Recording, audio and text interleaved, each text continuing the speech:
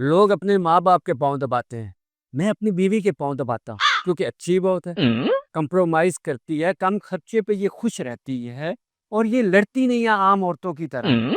हर वक्त इसकी कोई डिमांड भी नहीं होती, शॉपिंग तक नहीं करती, मेके रोज रोज नहीं जाती।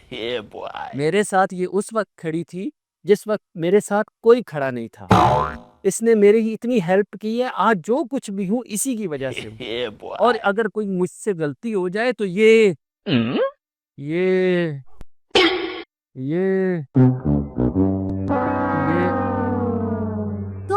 तो ये सॉरी करती है, ये सॉरी करती है। तुम्हारी गलती हो तो तब भी मैं सॉरी करती हूँ, ये बोलना था। 6 महीने से तुम्हें एक लाइन याद करा रही हूँ, इतनी सी लाइन याद नहीं होती तुम्हें। अपने दोस्तों के सामने इतनी बेइज्जती करवा दी मेरी, क्या सोचते होंगे वो कि इतनी बुरी हूँ मैं?